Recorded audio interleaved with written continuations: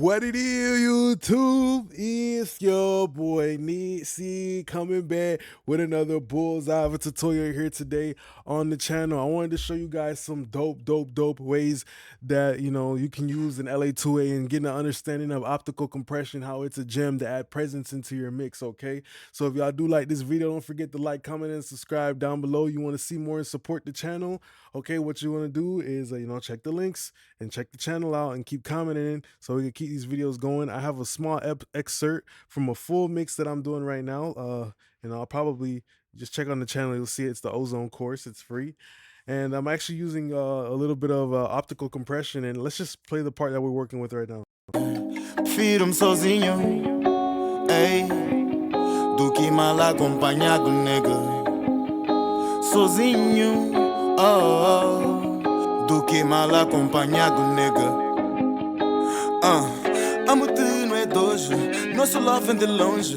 Quis que pra sempre fosse, mas o love desgastou-se. Ei, voltar pra ti, prefiro dizer não. Marquei com cirurgião, transplante de cor. So you hear this song right here. Whenever I find myself in a situation where I have like the main element of a song and the lead vocal, sometimes what I'll do is I mix like this a lot. I'll isolate those two things and make sure that they work together in tandem.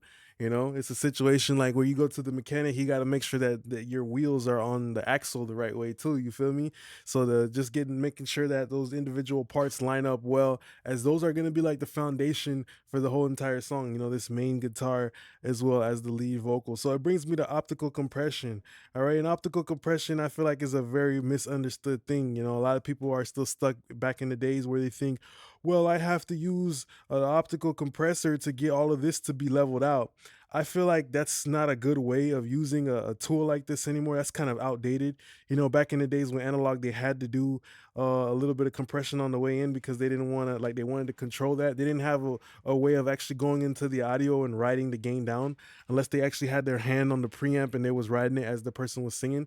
But most importantly, if you find yourself in a situation like this, right, where your vocal performance is uneven, I would recommend you to, actually go into the waveform and just clip it down. You feel me?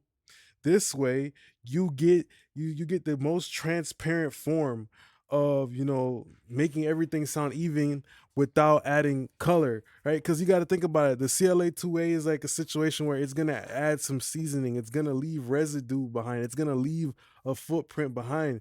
So it never really ever makes sense to actually just take something like a CLA2A when your goal is to just make sure everything is even.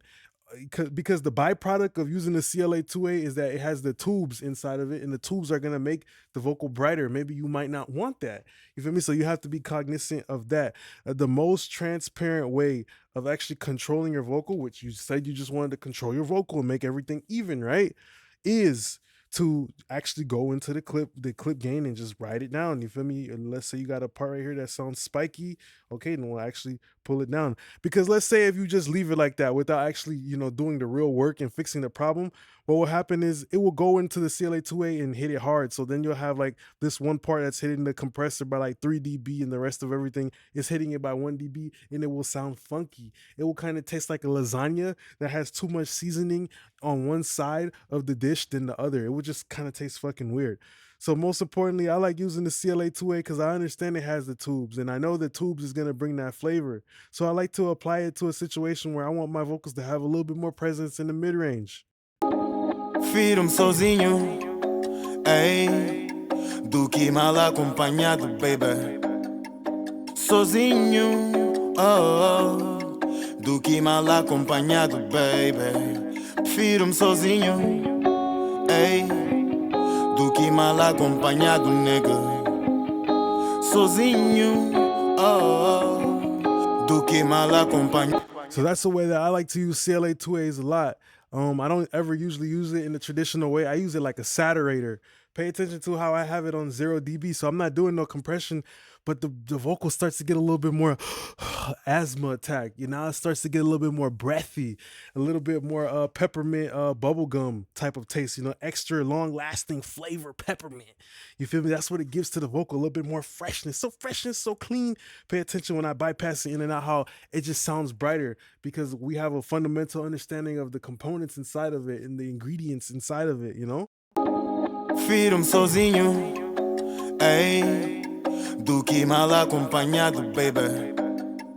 Sozinho, oh, oh, do que mal acompanhado, baby. Prefiro-me sozinho, ei, do que mal acompanhado, nigga. Sozinho, oh, oh. So when I bypass it out, you feel like it's kind of like a rainy day. Like I'm the weatherman. A chance of thunderstorm starts to envelop the vocal, bruh. You know, that's what really happens. Like the vocal starts to get more gray, like literally. And that's because of the optical component adds emphasis to the mid-range. That adds mid-range clarity. That's why LA2A sounds so great on vocals, right? Now let's look at alternatives to actually going in there and clipping it down.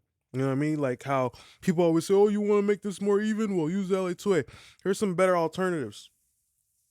You can always go on your vocal itself, right? And go to the actual vocal track. And what you can do is you can apply a limiter. And the limiter, what it's even the CLA2A got a limiter part, but what the limiter is gonna do is it's gonna hum. It's gonna be like Pac-Man. It's gonna take a bite out of the transient. You feel me? So using something as simple as maybe like everybody's got this one. I like to use this one because this adds just presence in general. Using something like L2, right? Let's go to this part right here. That's kind of like spiky and everything. Prefiro-me sozinho, ei, do que mal acompanhado, baby. Sozinho, oh, oh, do que mal acompanhado, baby. Prefiro-me sozinho, ei, do que mal acompanhado, nigga. Sozinho, oh, oh, do que mal acompanhado. So that's a way of obtaining that even vocal before it even hits the rest of the vocal chain, is applying a limiter. And for the most part, even the L2, L1, Faraday limiter, whatever you want to use, if you don't push it past more than like a dB or two, it's not really, it's gonna be as transparent as it can. That's what limiters were created for. Especially limiters that you throw on your master bus, they're made to be transparent, right? Because when you slap in a limiter on your master bus, for the most part, you just want to crank up the volume of your mix. That's kind of always been the intention of it.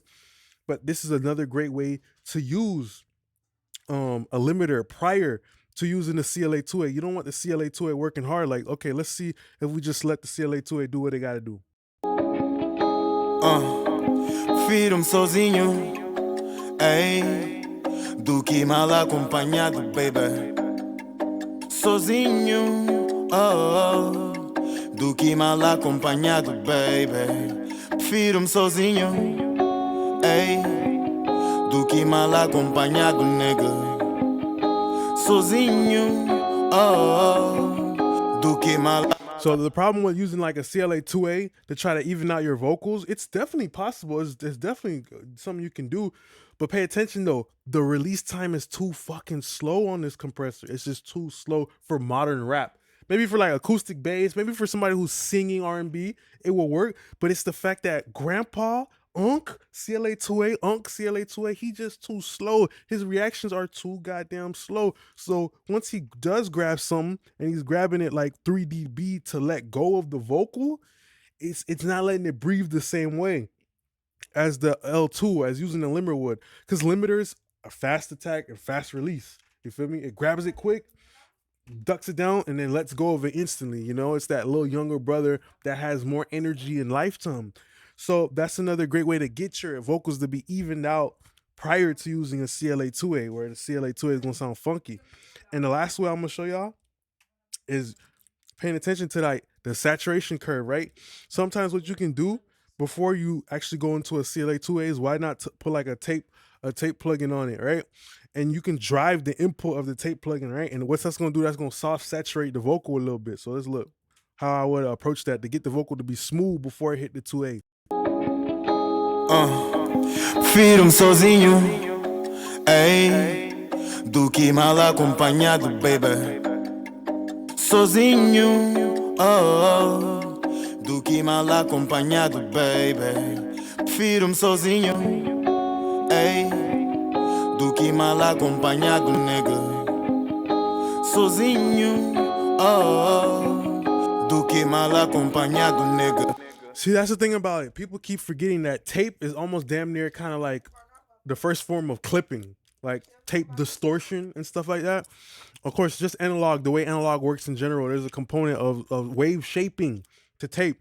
And what you can do is if you want to smooth out your vocal, you could take a, now it's not going to be as transparent as a limiter, but you can take the tape and push your tape a good amount, like J37 or whatever, push it to like kind of like that mid-range type of zone. Other tape plugins, you could probably push it even harder, depends on which one you're using.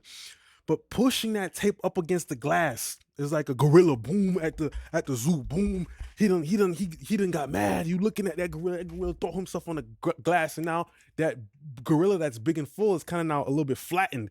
He's a little bit flattened because he's pressing up against the glass. You feel me? So that's what it's gonna do to your vocal. It's gonna kind of flatten off the vocal in terms of the peak energy. You feel me? And that kind of sets you up for more success into that CLA2A, because CLA2A unk is slow as fuck. You kind of don't want to be putting these spiky ass vocals into a compressor like that.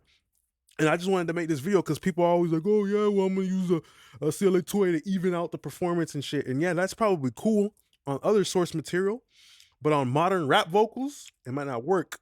It might not work because a lot of people record up front. The dynamic range is very wide, and a CLA2A doesn't really work. The release time is too slow. It's just too slow. It's not gonna sound good. So that's pretty much the end of the video here today. I just want to say thanks a lot. I wanted to show how I like to use optical compressors, some of the gems, like using it to make it brighter. Then also how I like to even out performances using limiters and also tape saturators that will, set me up for success when I do want to go into a LA2A, getting the best possible outcome for it. So I just want to say thanks a lot for being a great part of my YouTube family. Don't forget to like, comment, and subscribe. Appreciate y'all now. Peace.